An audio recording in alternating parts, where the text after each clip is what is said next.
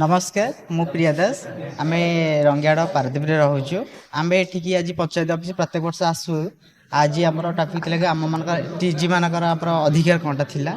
से उपर आम एठार सार मैंने आम अधिकार विषय बुझेले आम मैंने केमती मेन स्ट्रीम सामिल हबू आम मान जो गवर्नमेंट स्तर में कौ सब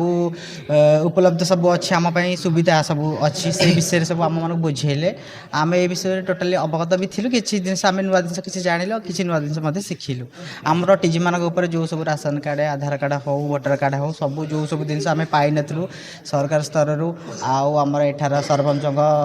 माध्यम ये सब जिन पाइचु से बहुत खुशी अच्छे धन्यवाद। आमर डिमांड थी एठार आम बहुत वर्ष 8-10 वर्ष रहा पर भी जगह आम नाला आम आमर जोड़ा अभावटा सार को कहीचु सेयार कर सार कहले कि हाँ आम फर्मटा अप्लाई करूँ वसुंधरा जो स्कीम माध्यम जदि हम ताले आम करदेबू ये कथा कही आम ये डिमांडटा था प्रथम डिमांड था आम ये केमती बासस्थान पाइबू खंडे भड़ा घरे रोचु केते आम भिक्षावृत्ति करी केते भड़ा घरे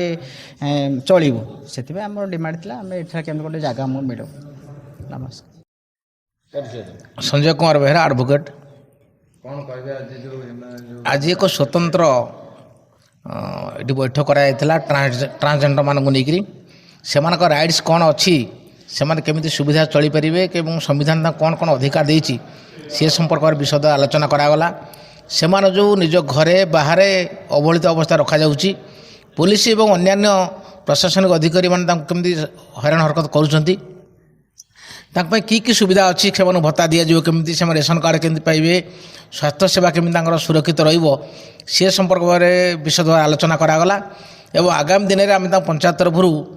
साहाय्य सहयोग करूँ कल कारखाना केमी निजुक्ति पाइबे से संपर्क में सूची दिगला एवं आगामी दिन में एक ये पारादीप एक ट्रांसजेंडर ब्लॉक तैयारी से सुरक्षित अवस्था रे आईन सम्मत कार्य करेंगे आम सूचेलु तेणु ये संपर्क में आमर कुजंग जेएमसी सार जोगदे अन्य वरिष्ठ आईनजीवी मान थे समस्ते विशद भाव में आईन संपर्क में बुझेले और से विशेष भाव में ग्रहण कले आईन विषय कौन अच्छी ग्रहण कले और आगामी दिन से केमती समाज मुख्य स्रोत को आसवे से संपर्क मत बुझे दिगला। अमृत दास एडवोकेट आज taluk legal service committee Kujang तरफ ट्रांसजेंडर मानकर राइट्स उपर सचेतनता करवाई अवेयरनेस करने गोटे व्यवस्था कराई taluk legal service committee Kujang तरफ एवं एथिरे आमर जुडिशियल मजिस्ट्रेट फर्स्ट क्लास सहित विश्वभूषण नायक महोदय एवं सरपंच आमर जी थे महोदया थे वरिष्ठ आईनजीवी सज्जय बाबू एवं आमर बार एसोसिएशन सभापति सत्यानंद विश्वाल महोदय एवं आमर फ्रंट ऑफिस लीगल एड पवित्र मोहन नायक महोदय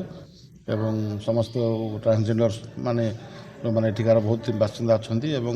लीगल एड्र समस्त स्टाफ मैंने आज उपस्थित होकर विषय सचेतनता कार्यक्रम में अधिकार उपर आईन रे कौन व्यवस्था अच्छी से मैंने किभली भाव में सम्मान सहित बंचे रिहाबिलिटेशन किभली भाव में हो